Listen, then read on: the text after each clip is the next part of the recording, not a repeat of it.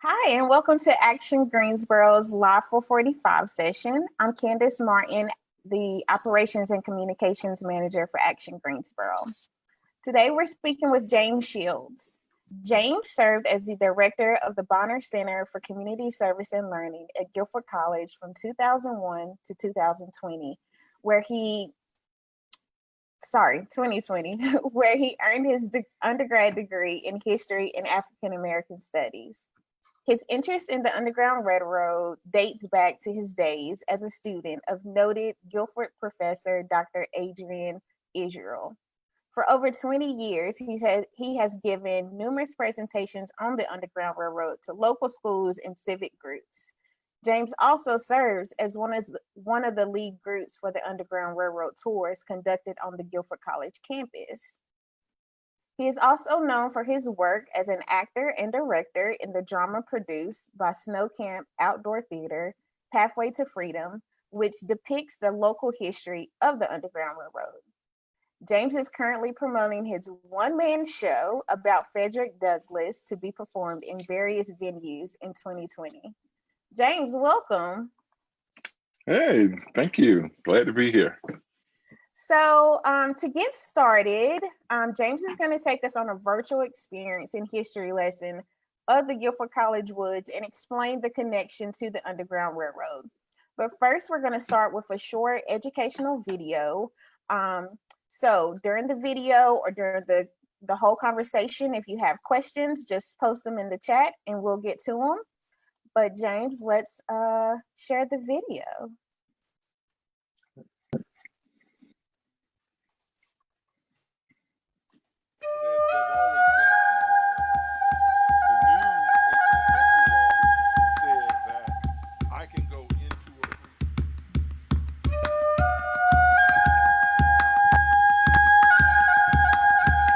Welcome.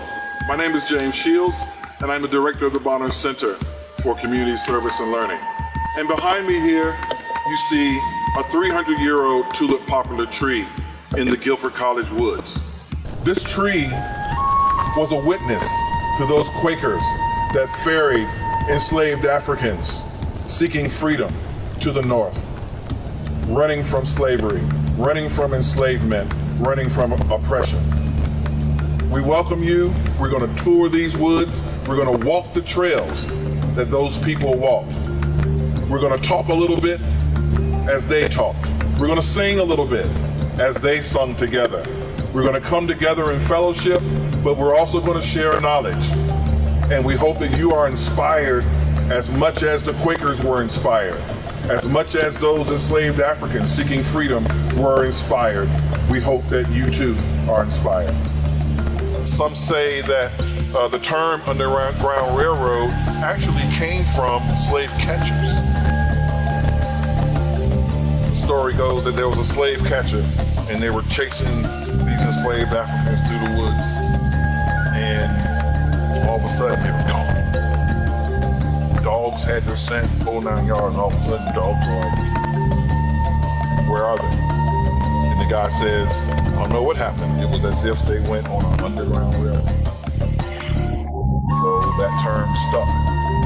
And people like Levi Coffin, who was called the president of the Underground Railroad. Once again, this was not a term of endearment. This was something that slave catchers would call him. They didn't like him. They knew what he was up to. Quakers believe their testimony is that the light of God is in every person, every man, every woman. If that is true, then we don't enslave. Lord, how come me here? Lord, how come me here? Lord, how come me here? I wish I never was born. One of the things that's also important about the Underground Railroad that we continue to lift up is the idea of the music. The different songs that were sung. The song I sung earlier is a song of sorrow, a song of remorse. I'd like to say that the spirituals are the first blues that happened, right?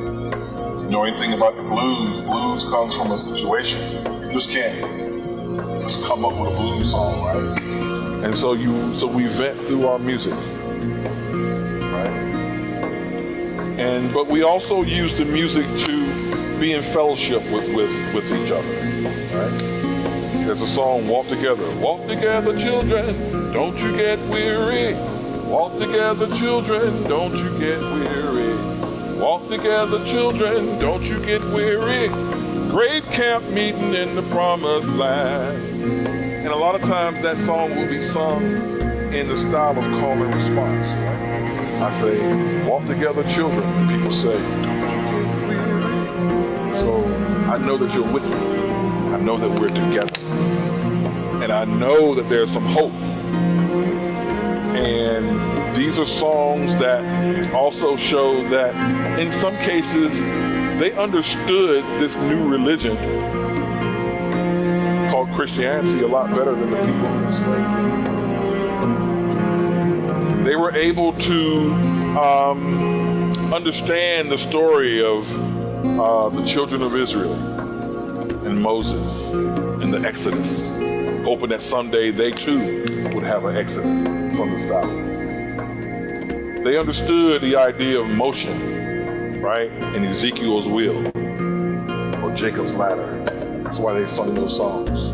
You know, we all probably have some kind of creed that we live by, right?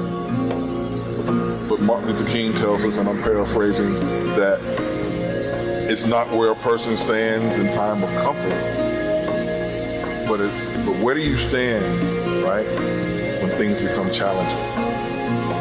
Where do you stand when things become rough? And that's where we are right now in this country, right? Things are kind of crazy right now. And no matter what side you're on, no matter what you believe, we're all going to have to stand for something. And we're all going to have to be able to defend what we stand for. And sometimes that takes taking a stand. It takes taking a stand, not worrying about whether or not you're sociable, not worrying about whether or not you're peculiar, because you're standing up for something that you believe in. And that's what this story is about.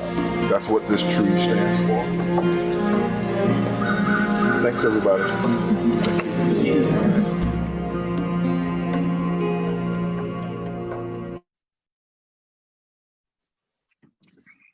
So James, what a video.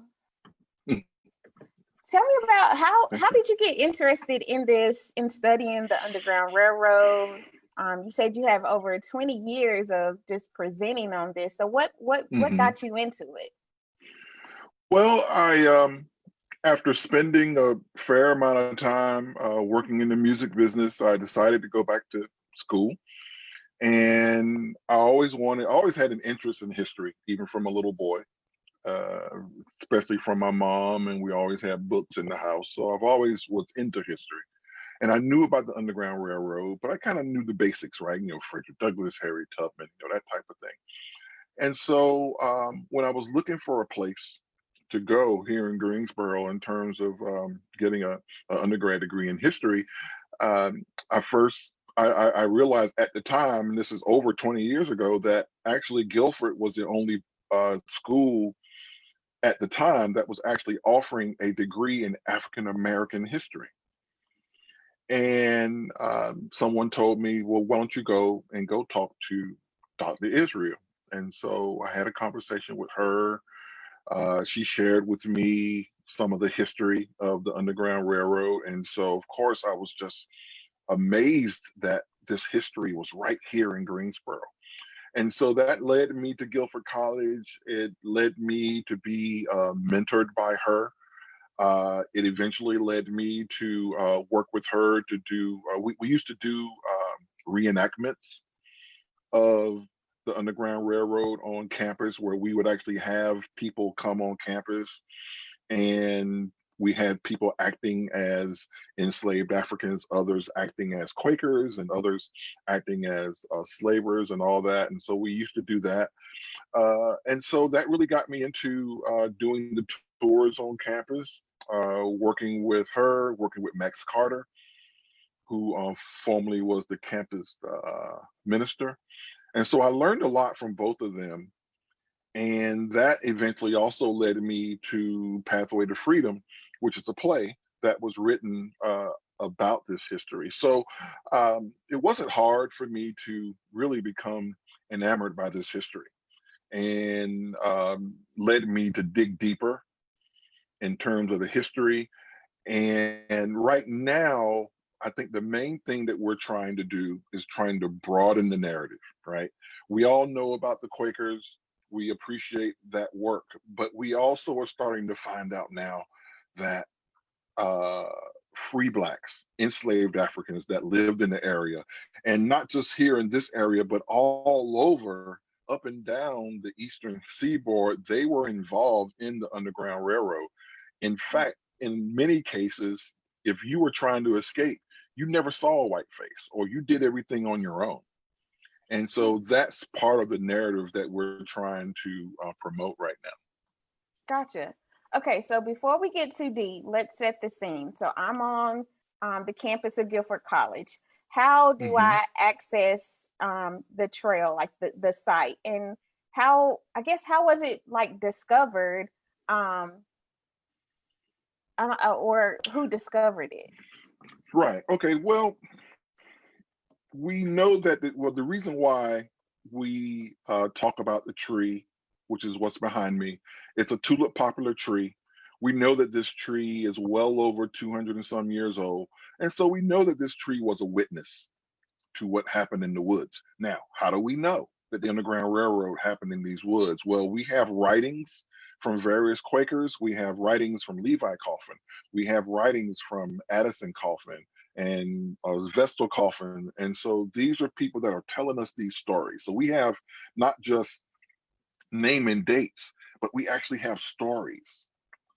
We have stories about Saul, who was an enslaved African who worked with the coffins to help people go through the woods. He would see people coming through with coffles of slaves, or chain gangs that were coming through Guilford County. Some of these people were kidnapped, and Saul would see that, and he would go and get the coffins and say, "Look, here's a guy I found who was kidnapped," and they would try to help that person.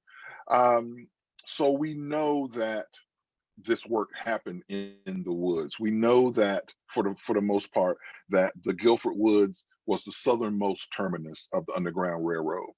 Now, this is not to say that the Underground Railroad didn't operate south of Guilford College, but in terms of the organization, we know that it really started there. I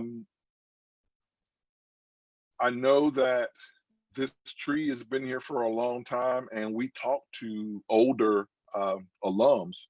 They never knew anything about the tree, and for a lot of them, they never knew anything about the history. And I think we can credit Max Carter for kind of furthering that and making it part of the narrative in terms of Quaker values and things that we think are important, whether you work at Guilford or whether you're a student at Guilford. We think that this story really helps paint a picture about what it means to have Quaker values. And so we began doing that. We mapped out the woods. We started taking people there. Several years ago, we did a core sample of the tree. And so once again, we know that the tree is at least 250 years old, and it could possibly be older than that because it was a partial core sample. Wow. So we have a question from Facebook. Is there a way to access some of the stories that you guys have read to use to map out the woods and things like that? Certainly. So if they simply just Google Guilford College Underground Railroad, it will take you to the site. where we have information about how you can tour. Right now, of course, we're not really operating tours, but you can certainly visit. We would encourage you to, to wear your mask and social distance, of course. But you can certainly do a self-guided tour. We would suggest that you read the information before you go. There's also stories on our site as well that tells the different stories about Levi Coffin, Addison Coffin, the story of Benjamin Benson, who was the man that was kidnapped from Delaware, Mm. and he was the one that Saul saw. This was 200 years ago. As a matter of fact, we just celebrated the bicentennial of John Demery, who was another man who was one of the first people we believe to actually go through the Underground Railroad. And we can talk more about him later. But if you go to that site, almost all of the information that you need is there.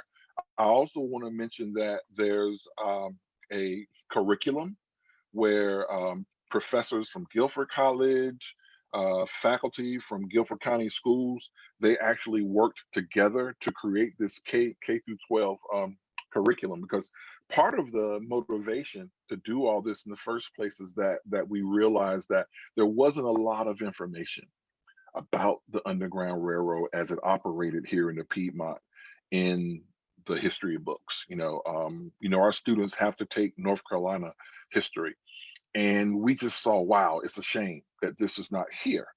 And so we provided this as a resource for K through 12 teachers. Uh, and we've also found out that many homeschool teachers have found this to be a great resource as well. We do a lot of tours for schools, but we have found that we have a lot more homeschool folks are coming and doing the tours as well. Interesting. So I know I've personally been on the tour myself, and so once you get to the actual tree, and I mean 250 years old, oh my goodness. So talk to me as I'm looking at the tree. I know there's like a viewing platform where, folks can just stand there and just kind of take everything in, go through their own thoughts. Tell me more about the tree.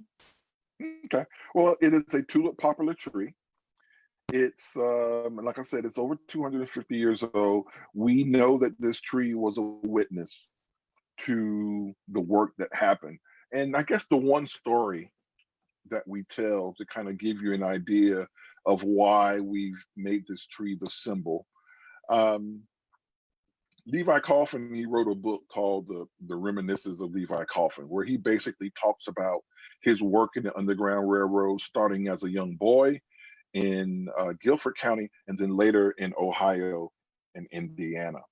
And so he talks about how he would come to these woods, the very woods that we're talking about, and he would have food, he would have clothing, and he would meet enslaved Africans seeking freedom.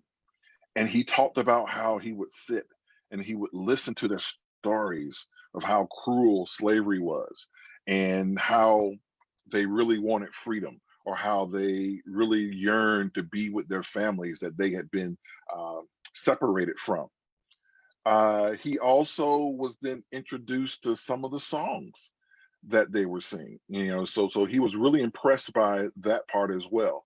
And so that's just one story that we can talk about that kind of tells us some of the information and some of the things that happened in those woods. Before John Demery, we know that farmers would see enslaved Africans seeking freedom coming through the woods, and they would give them food or whatnot, but there was no real organization until after 1818. And then, with John Demery and this understanding, wow, we should be more organized. We should work with the network that we already have here in the Piedmont. You could consider this area, Guilford County, Alamance County, Randolph County, is kind of like a Quaker belt. So you had New Garden Friends meeting, Deep River meeting, Center meeting, Cane Creek meeting, which is the mother of meetings over in Snow Camp. And so you had this network of Quakers. Many of them came from Nantucket.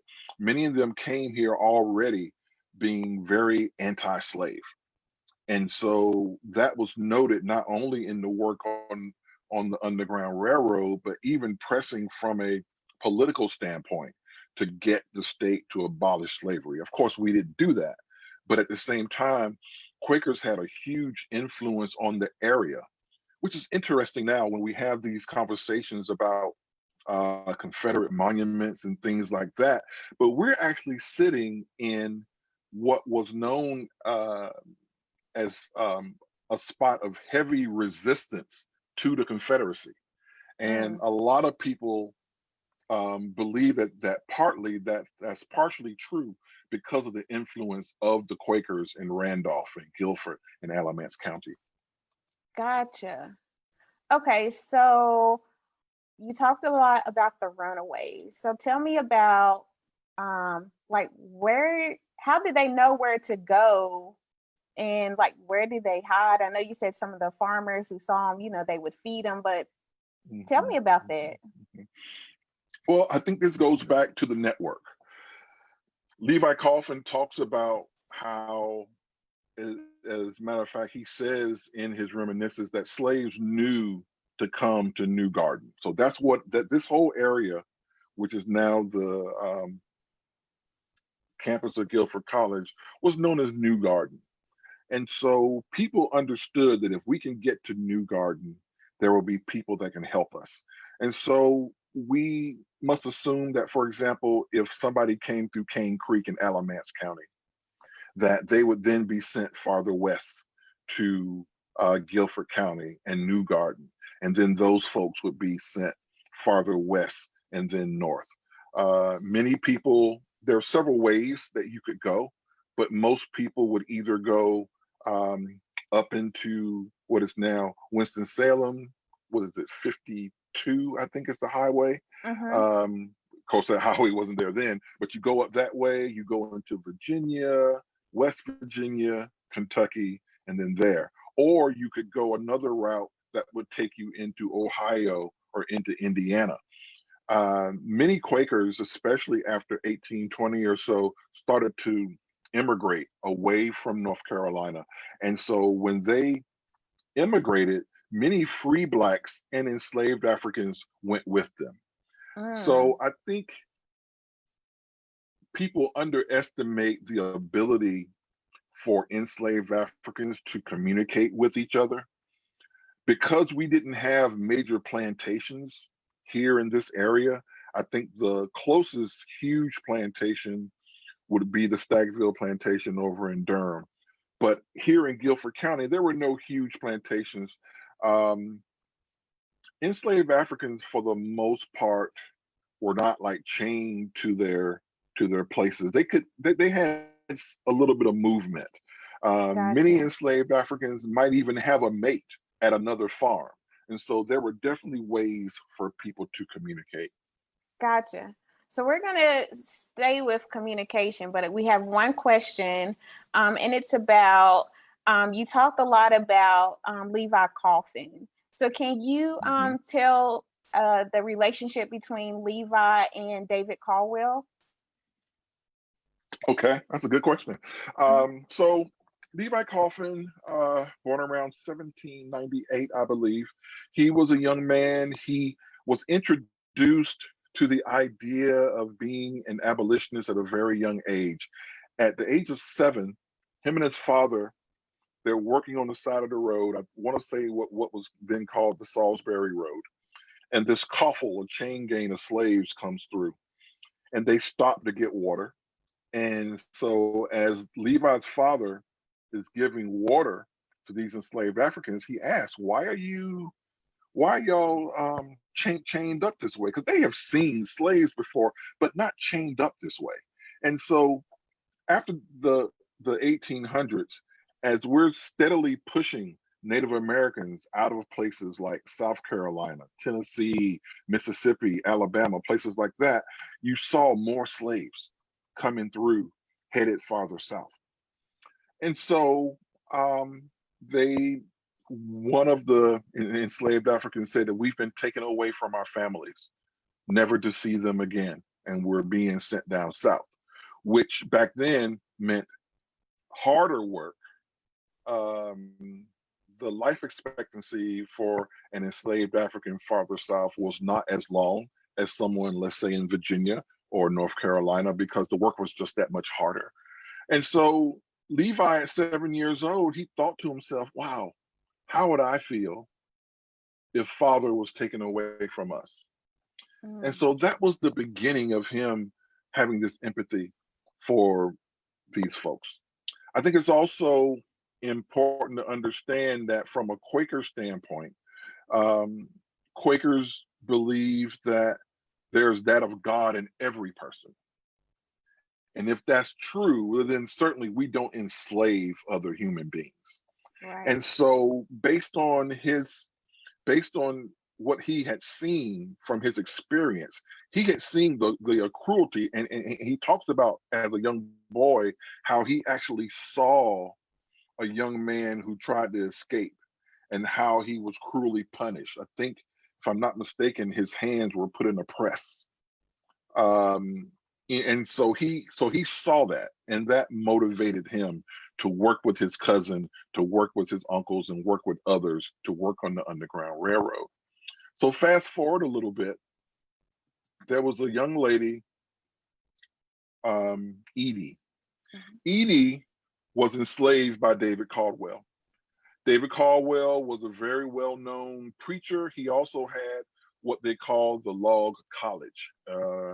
The outlines of that college, if you go over to the gardens there near Hobbs Road, you can still see the outline of the small little college that he had there. So he was a very well-known person, but he was an enslaver. He did have slaves. And so his son, I believe, was also a preacher, and he was going to take a church near Charlotte. And David Caldwell decided, well, you can take Edie with you. Well, Edie really didn't want to do that. And so she felt like the only thing that she could do was to run. And so she ran to the woods. After being out in the woods with her children, being exposed to the elements, she realized, okay, this is not going to work. She finds herself at the Coffin house, knocks on the door, they let her in. Well, they've already broken the law right there just by letting her in the house. And so they ask her, so why are you running away? Because Mr. Caldwell is good to his slaves, right? You know, which he wasn't known to be cruel or anything like that, right? And Edie told them the story that they're going to send me away and I don't really want to go. And so Levi, who I believe was a teenager at the time, said, well, let me go talk to him. And so he walks over just a few miles away from where they were, and he had this conversation. And he impressed David Caldwell so much with his argument to allow Edie to stay that she did, in fact, was able to go back without any punishment or repercussions, as far as we know. And so that's the connection. I think David Caldwell had a lot of respect for Levi because of the way he was able to articulate his argument against Edie being sent away. Wow. So we have another question. He asked, this is important for us to learn, curious about the pathways of the railroad that existed. I think you kind of touched on that already. And would Harriet Tubman have come through Guilford County? And was it further east from South Carolina up through Philadelphia? Okay. We really don't have any proof that Harriet Tubman came through this area. Of course, we do know that Harriet Tubman did go down to South Carolina acting as a scout. And we know that she led the great Combie raid that freed hundreds of enslaved Africans but we have no proof, or no one really wrote about her being here in Guilford County. And I don't know of any reason why she would have. Her main focus was family and friends in the area of Maryland. So we don't know of any reason why she would have been here. Now, I think it is also important to note too that when we talk about routes, right, and we did talk a little bit about the routes north and west. Back then, west, or the confines of the country at that point, was Indiana and Ohio. That was the western edge of the country, and that's where people were going. But you also must understand that, you know, people didn't come all the way from Wilmington to come to New Garden, right?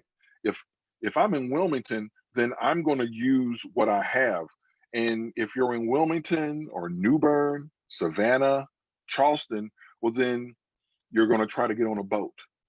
And that's why there was really strenuous laws against harboring slaves on boats. Captains could not only go to jail, but actually lose their ships if they were found to harbor slaves. There were some ports where if you were a free black person, that you would have to spend when the ship was in port, you had to spend it in a jail, because they didn't want the free blacks to influence the enslaved Africans in the area. Places like New Bern and Wilmington, there was one point where there were more Africans enslaved and free in Wilmington than white people. This was Hmm. early on, of course. Um, so there were various routes. We know that some people went as far west as Mexico. We know that some people, before Florida became a state, they would go south. They would go into Florida. Many of them would join the Seminole Nation. Others would get on boats, and instead of catching a boat and going north, many would get on ships and go south to maybe Cuba, maybe Haiti, especially after Haiti got its independence. Hmm. Once again, you wonder, how did people hear this stuff? But people knew about Haiti. People knew about the revolution and knew that that was a place that was a possibility that they could go to. So there were various routes that people could take. It really just depended on where you got your information and where you were. Gotcha. So let's go back to communication. I know in the video you sung a song. So what was the importance of singing, and what other like songs were sung, and kind of the meaning of those songs? Mhm. Well, you know, music was crucial, especially the spirituals. The spirituals came from a situation, right? We were enslaved. And so, with very few outlets to have any type of grievance, right? I couldn't go to the slave master and say, "Oh wow, you're working me too hard, or it's too hot. I don't want to do this anymore, or I'm leaving." You couldn't just do that. And so the only thing that we had was the spirituals, singing the spirituals, singing these Christian songs. One, it was a way to kind of air your grievance without it being seen as such, right? Like for example, you might sing a song like "You gonna reap just what you sow. You gonna reap just what you sow. Sow it in the mountain, reap it in the valley. You gonna reap just what you sow." Now, Master's sitting on the porch and he hears that and he's thinking, okay, that's cool. You know, they singing the Christian songs and working, but in fact, they're singing to you. Hmm. You're gonna reap what you sow. This reaping of slavery, what you're doing to us, right? But at the same time, many of these songs were also spiritual in nature. It helped to bring us into community as well. So things like Wade in the Water, that was one where you could actually use that from a practical standpoint. Wade in the water, meaning that you need to either meet me at the water or you need to go through that water so that you can get the scent off, right? Other songs that we would do, trying to think of the one song that we used to do. So Wade in the Water, oh yes, Let My People Go. Once again, the enslaved Africans, what little bit they could get about the Bible, they were able to identify with the children of Israel, right? When Israel was in Egypt land, let my people go. Oppressed so hard they could not stand, let my people go. They understood that. And so whether it was Ezekiel's wheel or Go Down Moses, these are the things that they would do. One of the cool features about the spirituals was this idea of call and response. So I would say something like, when Israel was in Egypt land, and my people say, let my people go. So this back and forth. Call and response is something that we still do. There's plenty of hip hop songs, right, that have call and response. It is something that is part of our DNA when it comes to music. It's this idea that you're with me. So whether it's the person in the field or whether it's the DJ, right? Let me hear you say, "Ho," we are together, right? That's true, Somebody's yeah. paying attention, and so we're all together in the same spot. So it's beautiful. So spirituals serve several purposes. One, to give us a way to air our grievances without getting beat.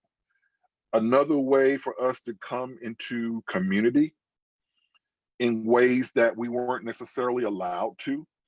We were very limited in how we could come together in terms of church and things like that. And then especially after like Nat Turner, who was a preacher, then Mark Vesey down in Charleston, who was also a preacher. And so people started thinking, maybe we shouldn't have too many preachers because they causing trouble. Good trouble, but trouble. And so these songs certainly did that for us, but it also, really it uplifted our spirit. Mm-hmm. You think about somebody who's been oppressed, you think of somebody who's enslaved, and the songs that you can sing to kind of at least find some comfort, or at least to be able to say, for example, there's one song where they sing, Lord, how come me here? Lord, how come me here? Lord, how come me here? I wish I never was born. And so once again, here's somebody expressing their sorrow for this situation, but yet these folks persevered. They kept going, and that's why we're still here. That's why we're here today, And so, Black Lives Matter didn't just start a year or two ago. It started 400 years ago, and this idea that we really have to give thanks that those folks in the fields and in the other places, that their lives mattered, that they didn't just take themselves out. You don't hear a lot about people who just said, I'm out. I'm not doing this, because their lives mattered. And so we really have to appreciate that. I love that. I really do. So in the chat, we put in links to the resources on Guilford College pages. But, as we discussed earlier, people can live here all their lives and have no idea that this even exists. So tell me about some other resources that people can access. I know you touched on the K through 12, workbook. And are there any community partners that have supported this initiative to continue getting this information out? Well, we certainly want to recognize the Tannenbaum Sternberger's Foundation. They helped us not only create the K through 12 curriculum, but also the trail. We were able to get professional trail people to come in and put our trail in, and then the observation deck.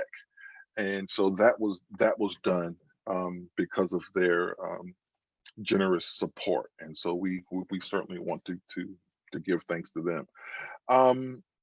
We've also have here in terms of resources, of course, we talked about how the Quakers did not own slaves, but at the same time, that's not necessarily true.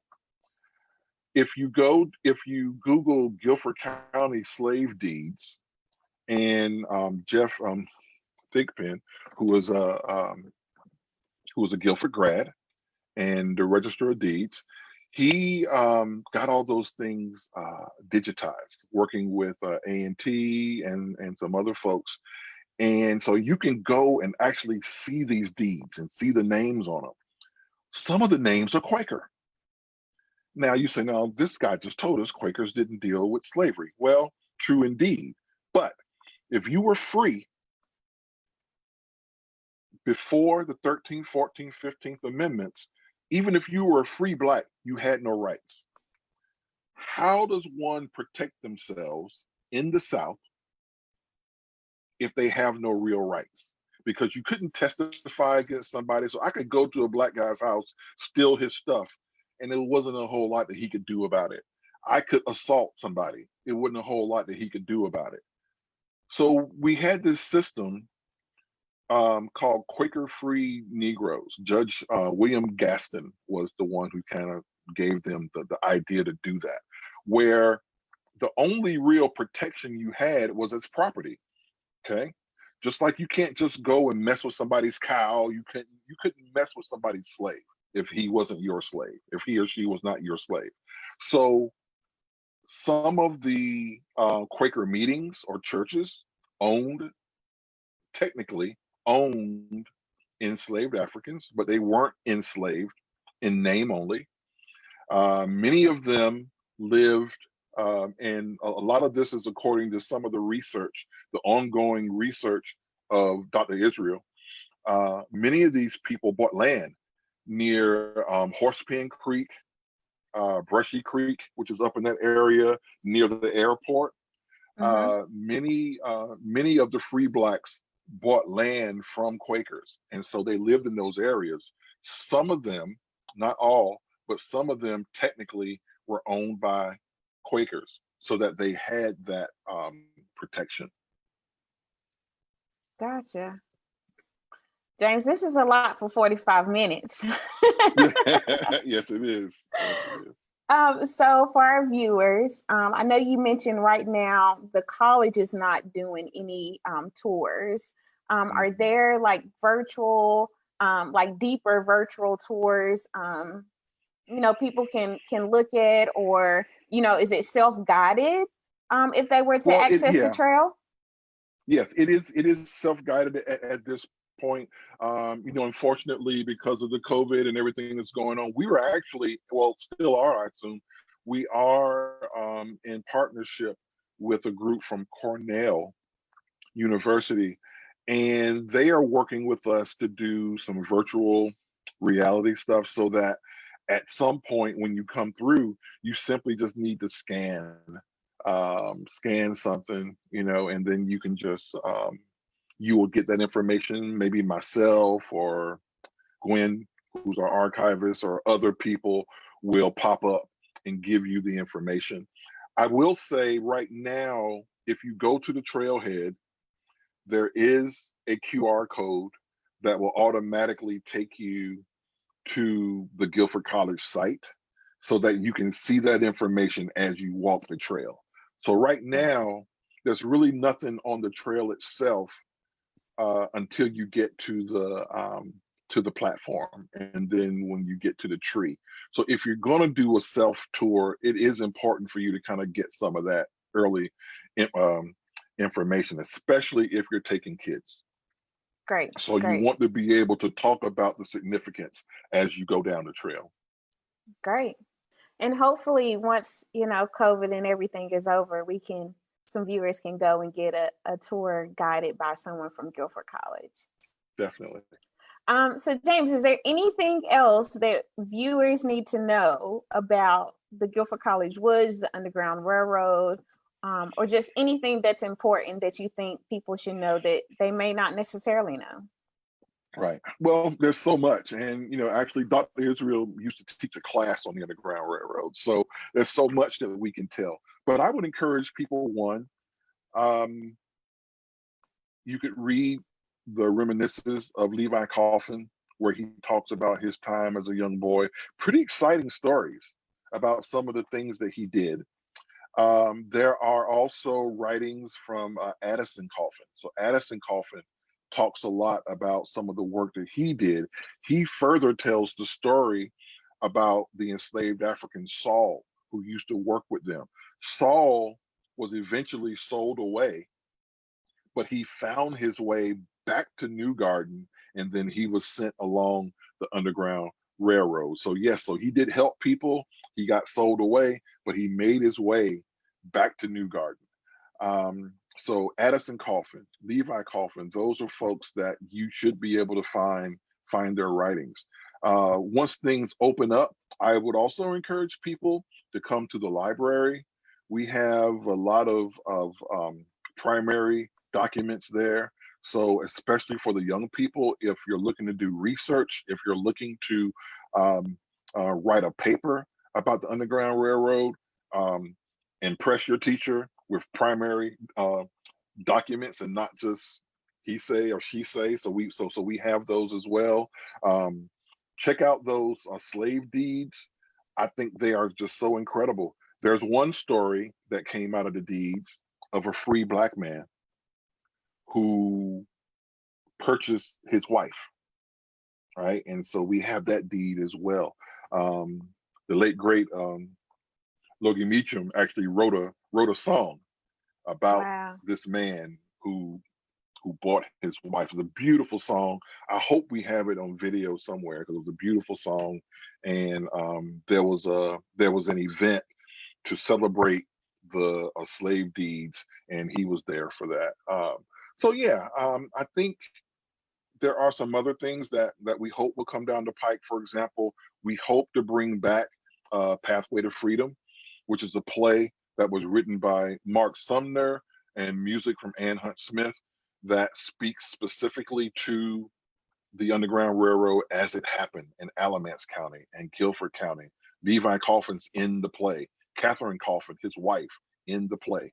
And you also see the balance of, it wasn't just white Quakers doing it, but the major roles of enslaved Africans, free Blacks that were involved in the Underground Railroad. I think if you don't take anything else away from it, that it's important for people to understand that it wasn't just people sitting in the plantations waiting to be freed, that people were motivated to gain their freedom. They understood that they deserved freedom as much as anyone else, and that people would get that.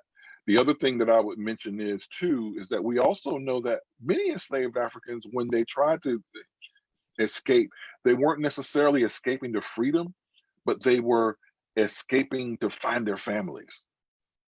You talk about Juneteenth, when the people in Texas first found out that they were free, one of the first things they did was, I got to find my people. And a lot of people did that once they were freed. I got to find my people. So family, in spite of what people may think, family was important to enslaved Africans. So I would just encourage people to do some research. More and more research is coming out. I know that Dr. Israel has an article that was published not too long ago that goes deeper into the involvement of free Blacks that lived in the area. We know that between like 1820 to about 1840, the number of free Blacks in Guilford County tripled. And so we almost have to assume that they played a role in the Underground Railroad in Guilford County.